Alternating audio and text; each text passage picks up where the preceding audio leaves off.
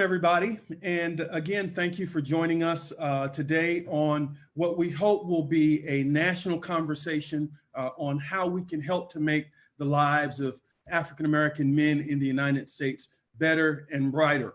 My name is Elvin J. Dowling. I am the architect of change. I have the privilege of being an author and a speaker. And I'm just, as I mentioned to you earlier, I'm peacock proud and high and happy just to be here. And so to tell you a little bit about me and why we're here today, most of you already know I had the opportunity to write a book that was released in January called Still Invisible, Examining America's Black Male Crisis.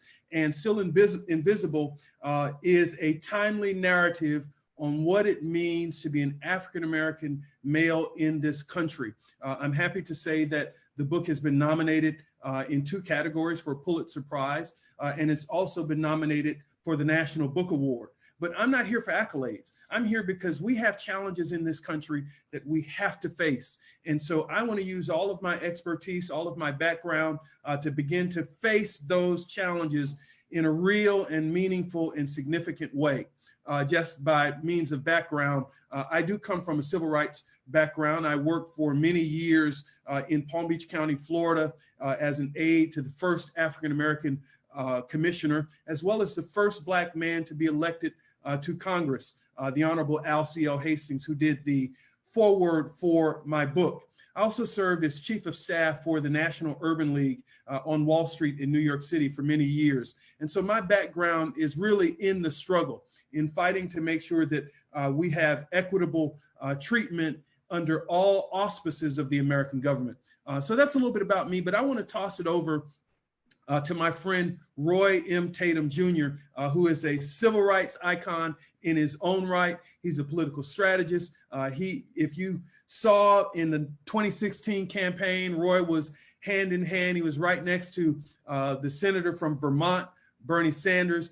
He is also the president of the NAACP for Arizona for the, now Roy, correct me, tell me exactly where you are and tell us a little bit about yourself and the position you serve in the NAACP. Correct. Thank you, Elvin. It's an honor to be here. Can you hear me okay? Just want to make sure the volume's good.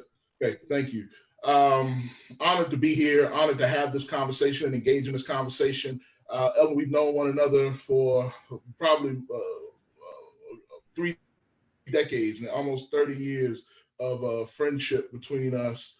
And you've always been a leader, a mover, a shaker, just ahead of your time. And so thank you for taking initiative to write this phenomenal book. I plug a lot of books to people, and I've got to plug this book that much more. 1, because you wrote it, 2, because I'm in it too. And that's right.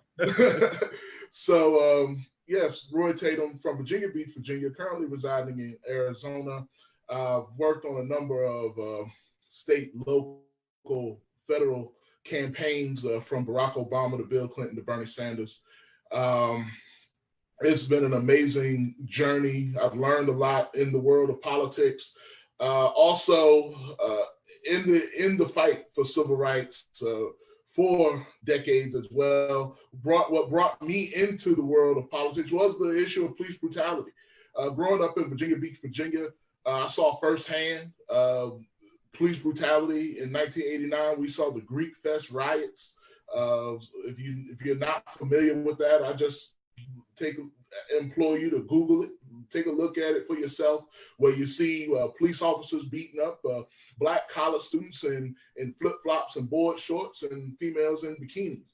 And so I knew something was wrong with the policing process, as they begin to vilify all of the Black college students on the ocean front. And so I knew that there was a problem with policing, and that got me engaged in the process. And so I'm honored now to serve as the president of the East Valley NAACP here in Arizona, where we've been working consistently around issues of policing, police brutality, use of lethal force.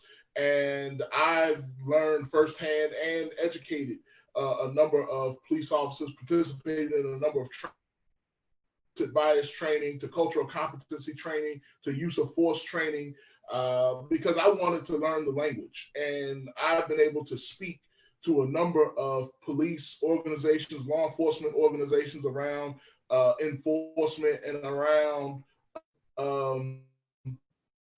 and so I just I'm looking forward to this conversation because there's so much to unpack and to handle here, not just locally but across the country. Outstanding. Well, thank you, Roy, and we appreciate your leadership and what you have been doing. I'm going to ask my man DJ Double Up if he will unmute himself and just tell us a little bit about himself. And then after we do that, we see that our special guest, a very special individual indeed, my good brother Rico Wright, has joined us. And so we'll ask him to say a few words. We're going to give him a more proper introduction a little bit later on in the show, but I don't want him to go without saying a few words. So DJ Double Up, why don't you tell us a little bit about yourself and why you're here? Why in the hell do we have a DJ here when we're talking about protests and music? Why is it relevant, and why you, DJ Double Up? Well, welcome. Thank you for having me. Apologize for coming in late. We're having technical difficulties down here in Florida. You know, these rainstorms that we're having here. But to answer your question, I am here because music is the protest. The protest has always been backed by music. Back in the days, as all of you know, a lot of the times the protests were talked about and organized in churches with the music. Music has always been the part of the soul that moves, that gyrates, the chanting, everything that goes along with the protest. So I am here with Elvin. Elvin's a longtime friend of mine. I've read the book, great book, and I'm here to provide the background music for what we're trying to get started, which is an open forum for us to talk and discuss issues and try to make positive